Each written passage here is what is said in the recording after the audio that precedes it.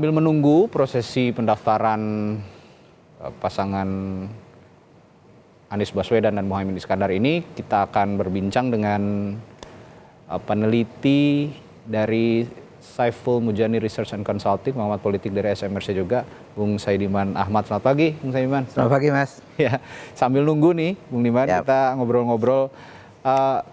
Yang saya ingin tanyakan pertama-tama, Anda sudah melihat tadi prosesi pendaftaran begitu ya, dari pasangan Anies Muhaimin, nanti juga disusul pasangan Ganjar Mahfud. Untuk pasangan Amin sendiri, yang pertama ini, sejauh ini apa yang Anda lihat dari prosesi ini dan adakah dampaknya bagi simpati publik untuk pasangan Amin? Sejauh ini ya tentu yang pertama dari pasangan ini adalah pasangan yang pertama berpasangan. Kemudian juga pasangan yang pertama mendaftarkan diri ke KPU. Saya kira ini bagus saja. Itu artinya memberi kesempatan kepada publik untuk melihat pasangan ini. Namun demikian sejauh ini di dalam survei-survei baik yang dilakukan oleh SMRC maupun lembaga-lembaga lain, tampaknya sosialisasi dari pasangan ini belum cukup sampai ke bawah, sehingga kita menemukan belum ada efek yang cukup positif bagi elektabilitas Anies Baswedan pasca deklarasi menjadikan Muhaimin Iskandar sebagai calon wakil presiden. Bahkan kita juga menemukan belum ada pergerakan yang signifikan misalnya dari masa PKB, yang sebelumnya kan kita tahu bahwa PKB kan mendukung calon yang lain sebelum memutuskan Anies Baswedan, pertama ke Prabowo Subianto, dan juga punya tradisi mendukung calon yang diusung oleh PDI Perjuangan. Jadi tampaknya yang kita temukan sekarang belum cukup masif perpindahan suara dari yang sebelumnya tidak mendukung Anies di PKB sendiri menjadi mendukung Anies. Demikian pula di masa NU kita juga menemukan demikian. Belum terlalu optimal begitu ya? Belum ada pergerakan yang signifikan. Belum ada pergerakan yang signifikan. Tapi begini Bung Diman, ini prosesi seperti pendaftaran, pokoknya tahapan pemilu lah ya, tahapan pilpres begitu, pendaftaran capres-cawapres, nanti juga ada pengambilan nomor urut begitu kan. Ini semua terjadi di ibu kota DKI Jakarta gitu. Nah, kita ketahui pasangan Amin ini, terutama untuk Anies Baswedan gitu, elektabilitas ini cukup baik lah di Jakarta ya, di DKI Jakarta. Kalau kita lihat dari berbagai lembaga survei, termasuk mungkin di SMRC juga ya. Nah, apa yang bisa mereka manfaatkan dari momen-momen yang terjadi di ibu kota? Which is mereka punya elektabilitas yang baik sebenarnya di ibu kota. Nah, Jakarta sebagai ya boleh dibilang wajahnya Indonesia begitu. Yang bisa mereka manfaatkan untuk menularkan elektabilitas yang ada di Jakarta ini ke daerah-daerah lain begitu. Sebenarnya peristiwa-peristiwa semacam ini seremonial lah dasarnya ya. Ini bisa saja berpengaruh pada elektabilitas kalau kemudian si pasangan atau calon ini tingkat pengetahuan publik terhadap mereka masih rendah. Jadi ini bisa meningkatkan tingkat pengetahuan publik karena ada peristiwa besar semacam pendaftaran atau deklarasi begitu ya. Tetapi untuk sampai kepada memilih itu ada satu tahapan lagi yang harus dilewati, yaitu yang disebut sebagai likability. Sejauh mana peristiwa atau tindakan itu bisa meningkatkan kedisukaan atau tidak. Saya kira untuk peristiwa semacam ini lebih banyak pada meningkatkan awareness publik terhadap mereka. Gitu. Oke, hanya awareness saja, tapi belum tentu linear dengan pilihan mereka nantinya. Iya, betul. Akan sangat sulit juga jika hanya mengandalkan seremoni-seremoni begini ya, begitu ya.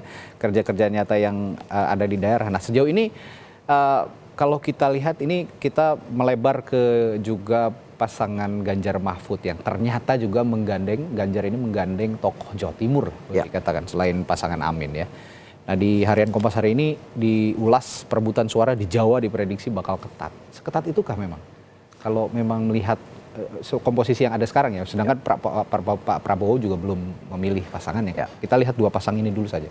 Ya, sebenarnya pertarungannya mungkin yang disebut ketat itu mungkin di Jawa Timur. Jawa Timur ya? Karena kalau kita lihat secara umum di Jawa Barat ini kan basisnya Pak Prabowo Subianto. Ya Anies juga cukup kuat di sana, tapi ini tetap basisnya Pak Prabowo Subianto, mengingat bahwa ini 2 kali pemilu terakhir memang ini basisnya Pak Prabowo dan mengalahkan Joko Widodo dengan selisih suara yang cukup jauh di sana. Tetapi untuk Ganjar Pranowo dia kuatnya di Jawa Tengah. Jadi kekalahan di Jawa Barat sejauh ini dikompensasi oleh kemenangan di Jawa Tengah yang juga selisihnya cukup jauh dari Prabowo Subianto, pesaing terdekatnya. Nah kemudian mungkin wilayah pertarungan sengitnya Jawa Timur. Kita tahu bahwa dalam 2 kali pemilu sebelumnya Jawa Timur itu memang pertarungannya sangat ketat, tapi dimenangkan oleh Joko Widodo yang kemudian mengantarkan dia menjadi presiden. Jadi saya kira demikian juga di Jawa Timur ini yang mungkin akan jadi pertarungan paling sengit. Dan tampaknya kalau kita lihat pilihan calon wakil presiden baik kepada Ganjar maupun Anies Baswedan memang terlihat bahwa ada upaya untuk kemudian melakukan penetrasi ke Jawa Timur ya secara lebih khusus. Safari politik juga sering sekali mereka lakukan di sana. Terakhir saya perhatikan kemarin pasangan Amin ini di Sidoarjo begitu. Ya betul. Mengumpulkan massa dan juga sowan ke pondok-pondok pesantren. Basis-basis Nahdlatul Ulama begitu. Ini yang mereka garap.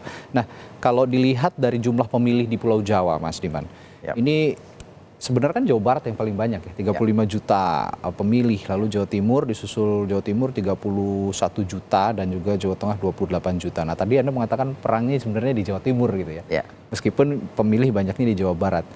Apakah ini karena basis Nahdien yang banyaknya adanya di Jawa Timur atau seperti apa?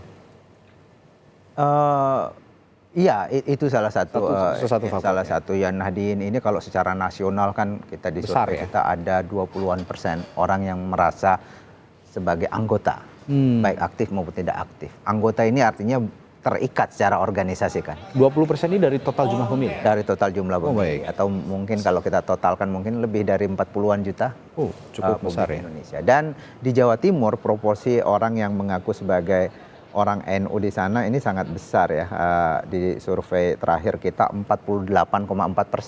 Penduduk Jawa Timur atau pemilih Jawa Timur mengaku sebagai anggota NU. Itu artinya ya kalau kemudian kita masukkan orang yang sekedar simpatisan atau secara kultural mengadopsi keagamaan model NU jauh lebih besar lagi. Jadi Jawa Timur ini memang didominasi oleh pemilih NU.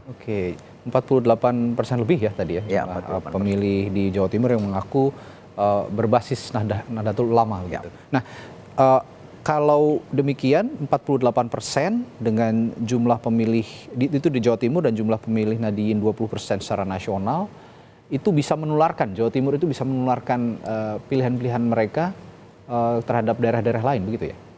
Saya kira bisa dalam pengertian kalau mereka memang warga NU. Karena simpul-simpulnya ada di situ. Ya, karena tapi kalau kita lihat 20% secara nasional, tapi sebenarnya terkonsentrasi juga di Jawa Timur masa Nahdien ini. Dan mereka punya preferensi politik tertentu, termasuk pilihan calon presiden. Nah, untuk pasangan Amin sendiri bagaimana sejauh ini effort yang dilakukan mereka di Jawa Timur?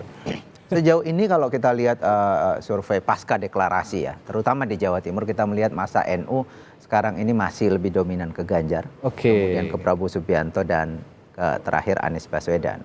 Alasannya mungkin adalah ada beberapa penjelasan ya yang bisa melihat fenomena. Yang pertama, ini secara konsisten sebenarnya mengkonfirmasi hasil survei-survei kami sebelumnya yang melihat bahwa publik itu termasuk masa NU itu lebih melihat pada sosok capres dibanding cawapres.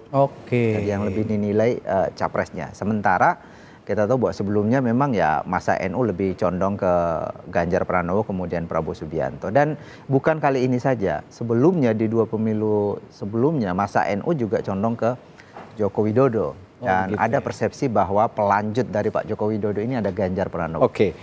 Sama-sama dari satu partai misalnya.